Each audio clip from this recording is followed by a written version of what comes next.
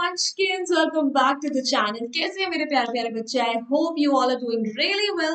My name is Ocean, your very own English master teacher और बच्चा party.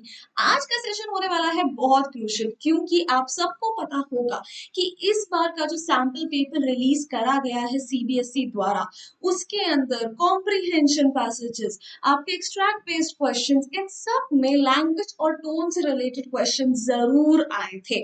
और इसको देखकर बहुत सारे बच्चे घबरा गए कि अगर बोर्ड में इस तरीके का क्वेश्चन आ जाए तो हम उसको कैसे अटेम्प्ट करेंगे।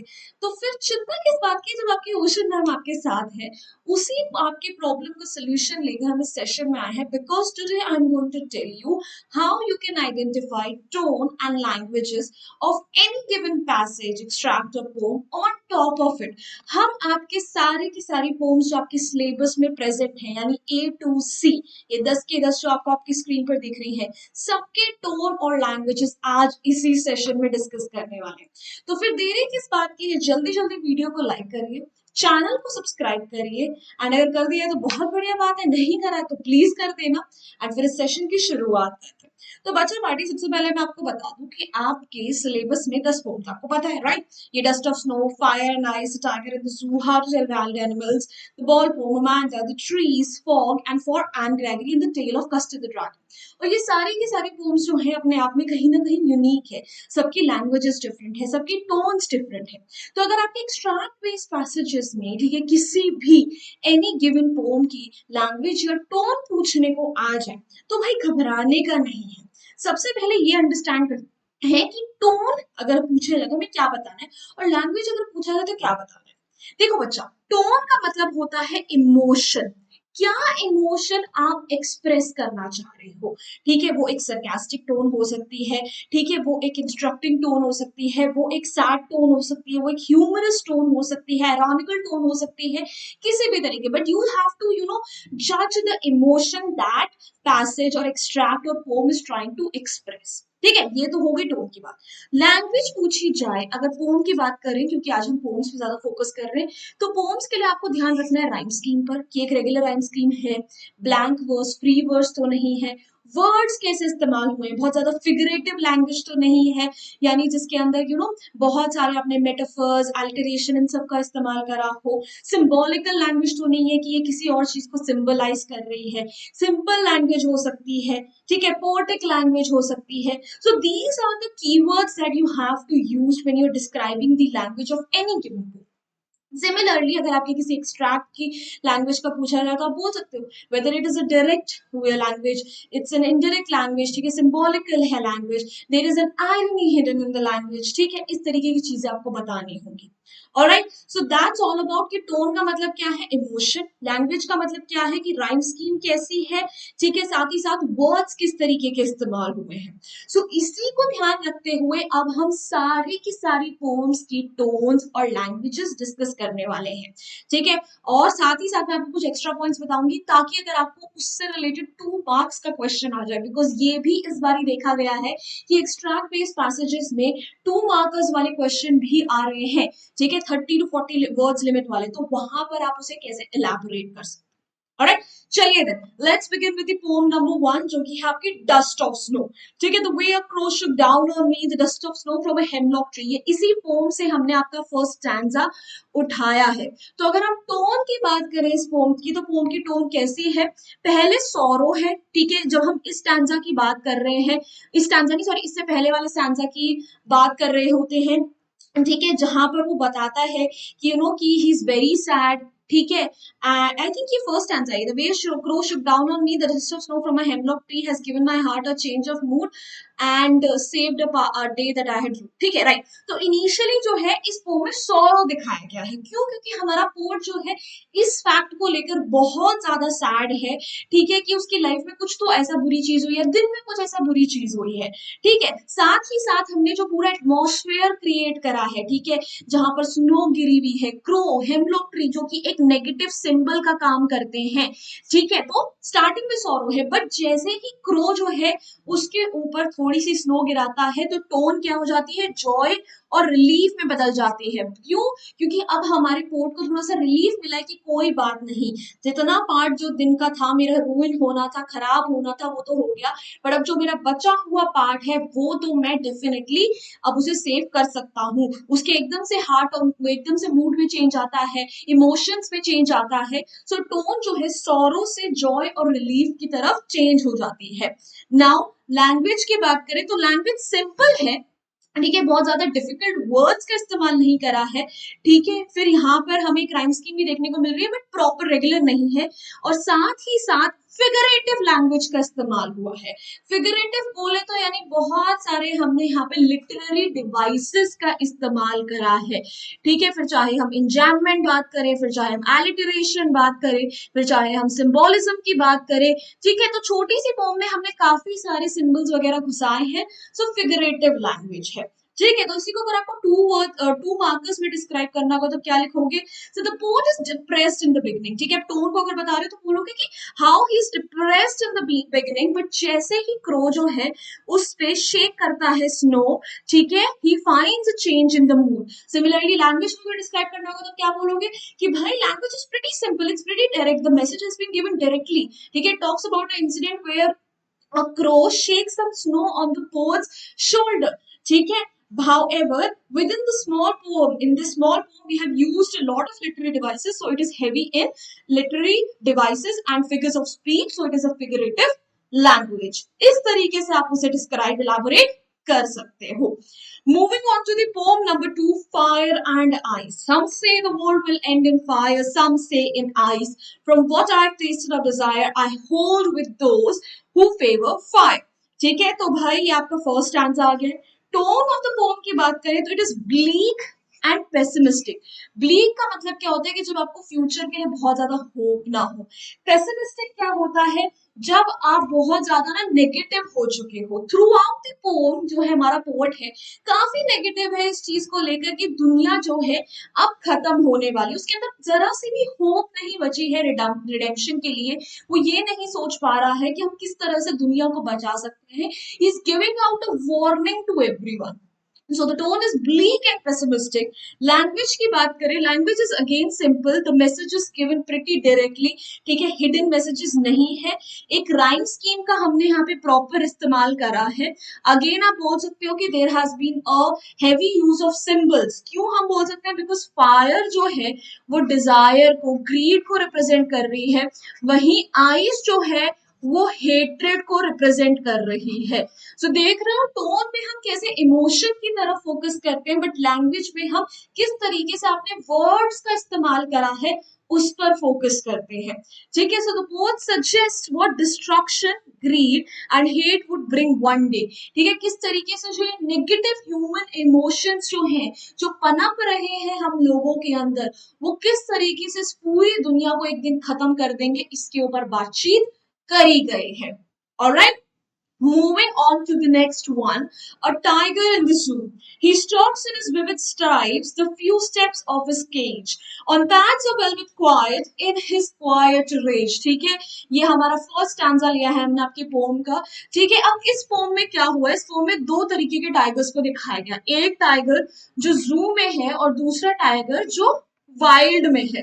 तो अगर हम टोन की बात करें, it is ambiguous. What do you mean by ambiguous? It is open to interpretations, ठीक है, कि आप उसे कैसे इंटरप्रेट कर रहे हो, आपके लिए वो क्या मीनिंग निकाल रहा है, ठीक है। साथ ही साथ डिफरेंट स्टैंजा से हम डिफरेंट इमोशंस को एक्सप्रेस कर रहे हैं, इसलिए भी हमने एम्बिगुअस का इस्तेमाल करा है। So you have to be careful when you are writing about the tone of this poem, because आपका फोकस एक्सट्रैक्ट पर होना चाहिए कि पोम के कौन से स्टैंजा को हमने एक्सट्रैक्ट में दिया है। जैसे यहाँ पर हमने वो वाला स्टैंजा मेंशन करा है जब जो हमारा टाइगर जो है वो स्टार्टिंग में बंद है, ठीक है, वो केज के अंदर बंद है। तो पोम का टोन कैसा हो जाएगा यहाँ पे इनिशियली, ठीक है। यहाँ पर हम जू की सेटिंग को डिस्क्राइब कर रहे हैं, तो टोन एक रिग्रेट की है, एक सप्रेस्ड एंगर की है, क्योंकि हमने क्वाइट रेज जैसे टर्म्स भी इन्हीं स्टैंजास में यूज करे हैं,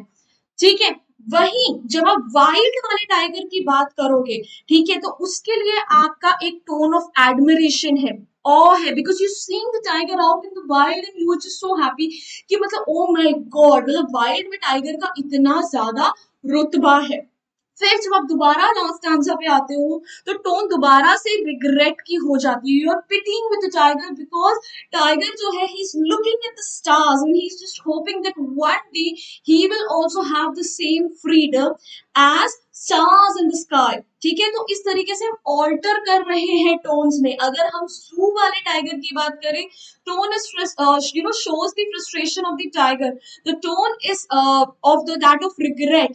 ठीक है, it is showing the suppressed anger of the tiger, while whereas when we talk about the tiger in the wild we are in awe and admiration of the tiger, so is the tone, एक admiration की tone है। तो captivity और freedom का जो contrast है उस हिसाब से अपनी टोन को भी आपको चेंज करना पड़ेगा।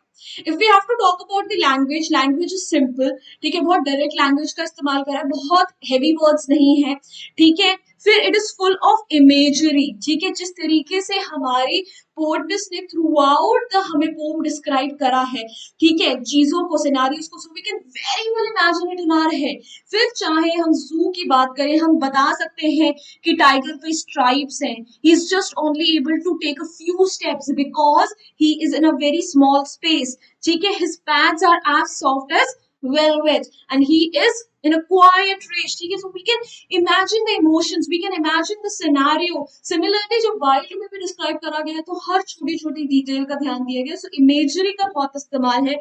फिगरेटिव लैंग्वेज को अगेन बहुत यूज करा गया बिकॉज मेटाफर है, ठीक है, यहाँ पे एलिटरेशन है, बहुत सारे और आपके हमने लिटरेरी डिवाइसेस का इस्तेमाल करा है। बट या आप एक राइम स्कीम को मेंशन कर सकते हो कि राइम स्कीम जो है रेगुलर है, उस स्टैंजा की राइम स्कीम भी आप लिखकर दे सकते हो जो भी आपके पास एक्सट्रैक्ट में गिवन हो। Alright, moving on to the poem number 3, how to tell wild animals। if ever you should go by chance to jungles in the east, and if there should to you advance a large and tawny beast, if he roars at you as you're dying, you'll know it is the Asian lion। ठीक है, तो ये वाली जो हमारी pome है, ठीक है, इसके अंदर हम क्या डिस्क्राइब कर रहे हैं how to tell wild animals में, कि कैसे आप डिफरेंट डिफरेंट वाइल्ड एनिमल्स को पहचान सकते हो। ठीक है, थोड़ा सा डेंजर होगा, आप एट द एंड मर ही तो जाओगे, बट कोई नहीं, आपको ये तो पता चलेगा ना कि वो वाइल्ड एनिमल आखिर है कौन सा। सो टोन कैसे, it is very humorous, it's a very funny poem because बहुत फनी तरीके से हमें ये बताया गया है कि हम कैसे डिफरेंट डिफरेंट एनिमल्स को रिकॉग्नाइज कर सकते हो। ठीक है, imagine you are roaming around in the jungle, ठीक है, and you see a great beast in front of you, और वो रोर कर रहा है, एकदम से घुर्राता है और आप उसी में मर जाते हो। This is how you recognize an Asian lion, isn't it funny? A bear is giving you a hug। So बहुत सारे funny instances का इस्तेमाल करा गया है। लैंग्वेज की बात करें, so language is ironical. Ironical क्या होता है? आयरोनिकल होता है, ठीक है, आयरोनी हम उसे बोलते हैं जैसा होना चाहिए उसका उल्टा हो। ठीक है, कि आप ऐसी जगहों पे जाओगे क्यों जहां पे ऐसे एनिमल्स हो, आप उनके साथ इतने फ्रेंडली क्यों होगे, आप तो भागोगे, डरोगे, instant you are curious to go near them. So this is very ironical.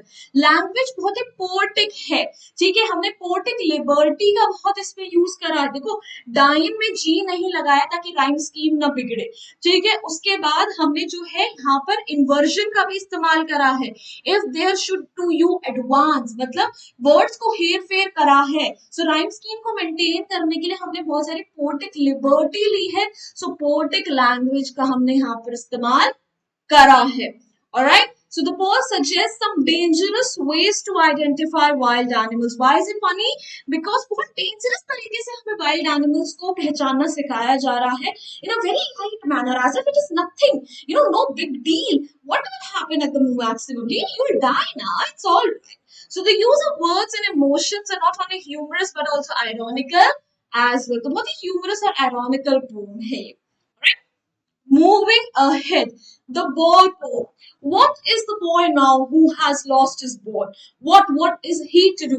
I saw it go, merrily bouncing down the street, and then merrily over there it is in the water. तो ये pome जो है John बेरमन की लिखी हुई, ये काफी आड़ी टेढ़ी पोम है, बिकॉज पढ़ने में तो ऐसा लग रहा है जैसे एक बच्चे ने बॉल खोई है, हम बस उसी को बात कर रहे हैं, बट ठीक है, इसके बहुत सारे हिडन मीनिंग्स हैं, जहां पे जॉन बेरमन जो है बॉल को कंपेयर कर रहे हैं to the things that we dearly love and how people react to such situations when they lose someone or something which is very close to their heart।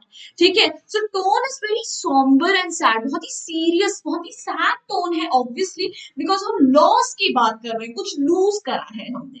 Language कैसी है, blank verse है, blank verse यानी कोई आपका rhyme scheme नहीं है, and it is very symbolical in meaning. ठीक है, बहुत डायरेक्ट मीनिंग नहीं है, ठीक है, इसके अंदर आपका एक मीनिंग तो निकलता है कि बच्चे ने बॉल खो दी, वही दूसरा मीनिंग निकलता है कि इन जनरल ह्यूमंस लॉसेस के लिए कैसे रिएक्ट करते हैं।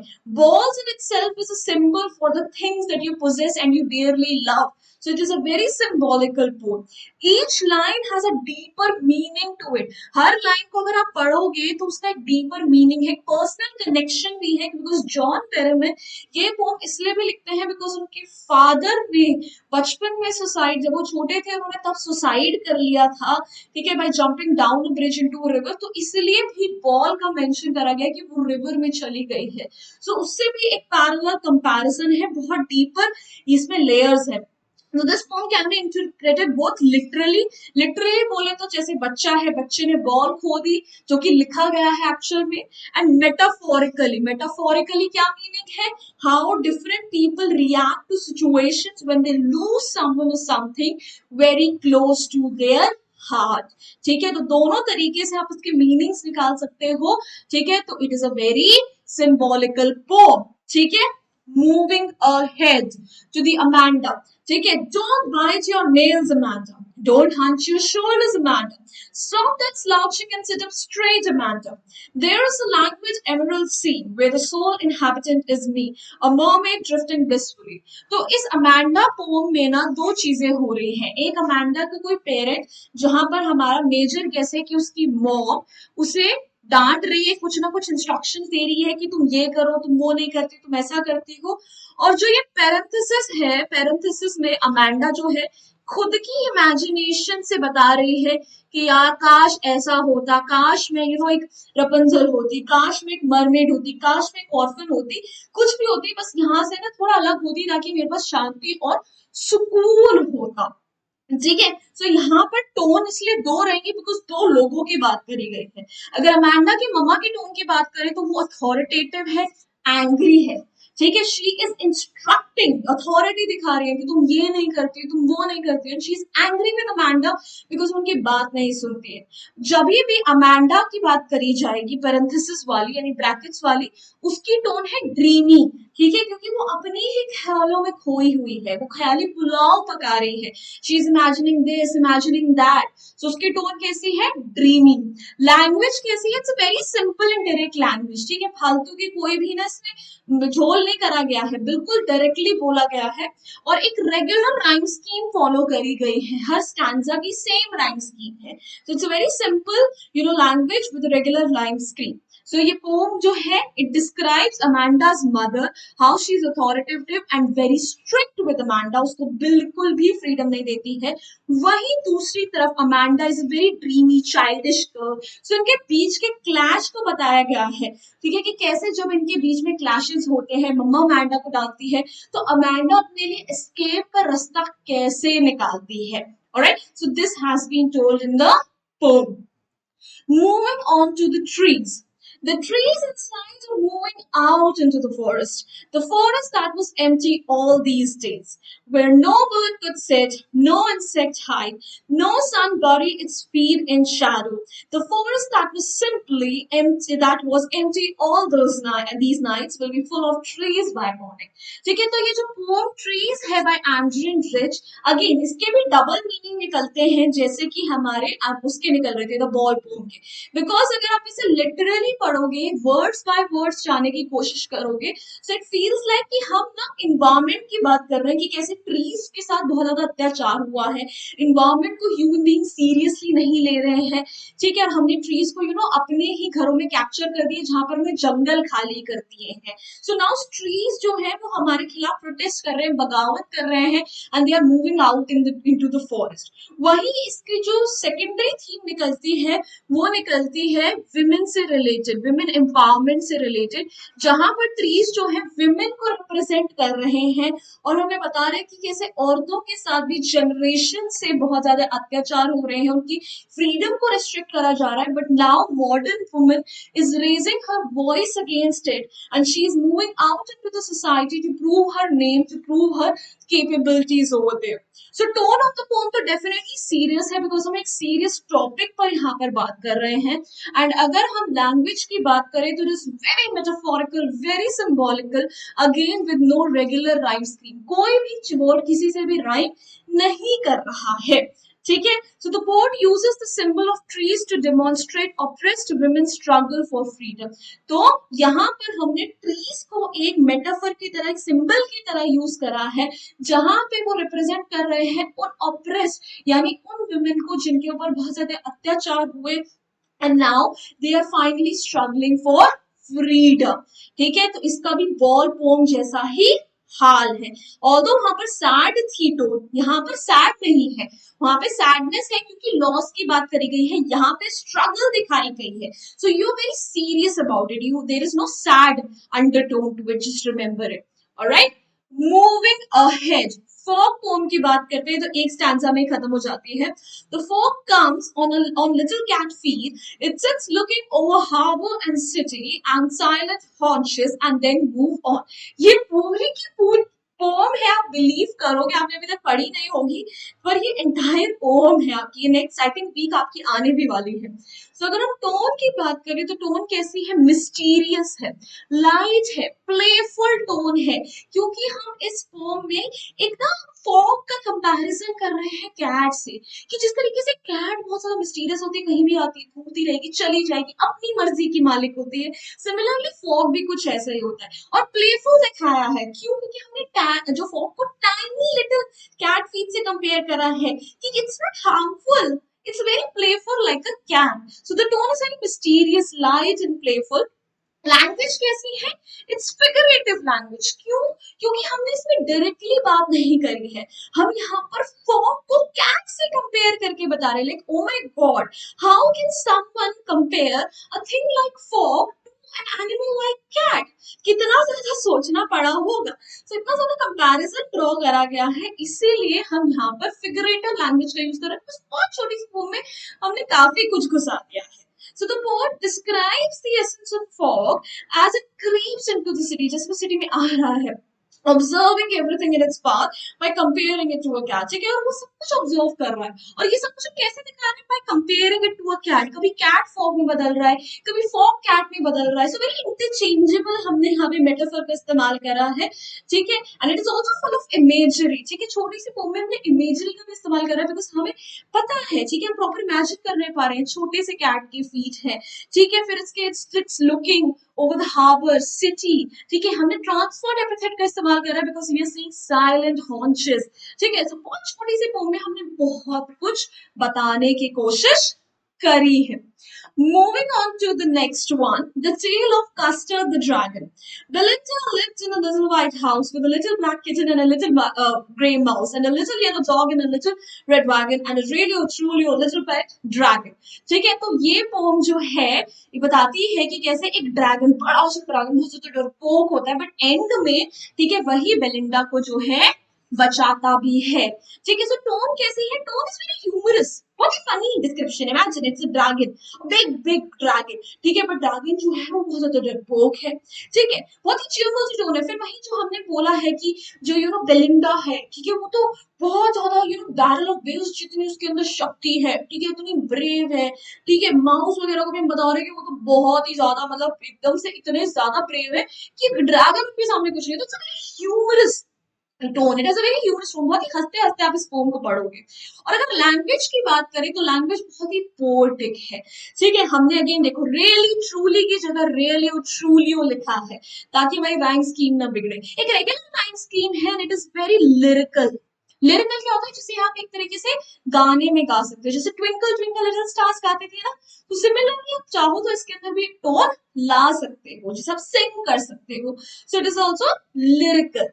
ठीक है, so the pome it is in the style of a ballad. ये क्वेश्चन भी आपसे एग्जाम से पूछा जाता है कि how is it a ballad. क्यों? क्योंकि इस पोम के थ्रू आप एक स्टोरी बता रहे हो। ठीक है, जब आप एक पोम के थ्रू एक स्टोरी बताते हो उसे बैलेड बोलते हैं। So it is narrating the tale of courage और हीरोइज्म, कि कैसे हमारा जो डरपोक सा ड्रैगन है वही एंड में हीरो बनकर निकलता है। ठीक है, तो एक टेल भी बता रहे हैं। So it is a ballad, it is lyrical. ठीक है, it has a lot of use of poetic language. ठीक है, बिकॉज पोएटिक लिबर्टी का इस्तेमाल करा है। Tone is very humerus, light, cheerful, कोई सीरियस बात नहीं करी गई है। इवन पायरेट को भी जब डिस्क्राइब करा गया है इस पोम में, जो कि आप पढ़ोगे तो आपको पता चलेगा, तो पायरेट को भी बड़े फनी तरीके से उस डिस्क्रिप्शन को देखकर भी ना आपको कुछ ऐसा नहीं लगता है कि ओ माय गॉड अब तो एक नेगेटिव चीज आ गई है। You still very hopeful because you know कि पूरी की पूरी पोम की टोन ही ऐसी है कि उसकी हैप्पी एंडिंग होनी है। Alright, moving on to the last poem, never shall a young man throw into despair by those great honey-colored ramparts at your ear. Love you for yourself alone and not your yellow hair. So ये for N Gregory से हमने लिया है, जहां पर हम बताते हैं कि एन ग्रेगरी और जो पोर्ट है उसके बीच में कॉन्वर्सेशन हो रही है। ठीक है, वो डिस्कस कर रहे हैं कि कैसे जो लव है आजकल बहुत ज्यादा सुपरफिशियल हो गया है। People they rather prefer to go for looks than for inner beauty. So tone is very conversational tone, जैसे बातचीत हो रही है। क्यों हम ऐसा बोल रहे हैं? बिकॉज देखो हमने यहाँ पर इन्वर्टेड कॉमर्स का भी यूज करा है। तो एक बार एन बोल रही है, फिर पोर्ट रिप्लाई कर रहा है, तो it's a very conversational tone, क्योंकि बैक एंड फोर्थ बातें चल रही हैं। Language is very poetic. ठीक है, डायरेक्टली हमने कुछ नहीं बोला है। Never shall a young man throw into despair. ठीक है, बहुत डायरेक्टली सिंपल लैंग्वेज नहीं इस्तेमाल करी है, हमने इस तरीके की लैंग्वेज का इस्तेमाल करा है कि जो पोम है उसकी पूरी की पूरी राइम स्कीम ना बिगड़े। So the poem is a conversation between Anne Gregory and the poet. The poem talks about how different people perceive beauty. कहते हैं beauty lies in the eyes of beholder. So वही बातचीत यहाँ पर करी गई है कि how many people they perceive beauty. They look at beauty just from the looks, कि आप बाहर से कैसे दिखते हो। ठीक है, there are very few people who would love you for how you are from inside. ठीक है, तो इसी के बारे में पूरी की पूरी आपकी ये पोम है। So बच्चा party, that's it. These are the tones and languages of each of the poem in your syllabus. I hope अब आपको बिल्कुल शांति मिल गई होगी कि ये क्वेश्चंस हम कर लेंगे। एंड बच्चा पार्टी अगर आपको ऐसे ही प्यारे प्यारे सेशंस के रिमाइंडर्स, बीटीएस, पीडीएफ चाहिए, so all the links are given in the description box. ठीक है, कहाँ पर मिलेगा? हमारे टेलीग्राम चैनल पे मिलेगा वो सब कुछ, तो उसको ज्वाइन कर लीजिए, वहीं पर ये सारा भंडार है।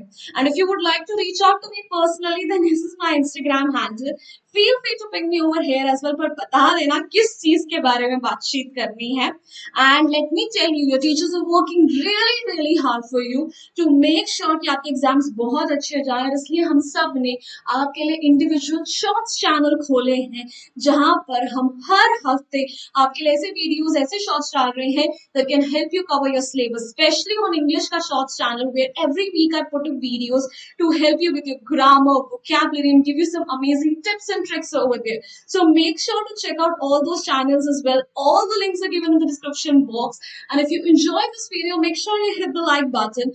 Do not forget to share it with your friends. And Bacha Party, let me know in the comment section below what is other topics that you want me to make a video on, और कौन सी चीजें जो आपको trouble कर रही है, ताकि हम आपके सारे ट्रबल्स का सॉल्यूशन यहीं पर वेदांतु 9th and 10th पर ला सके। तो ऑलराइट बच्चा बाड़ी, फिर मिलेंगे बढ़ते बढ़ते।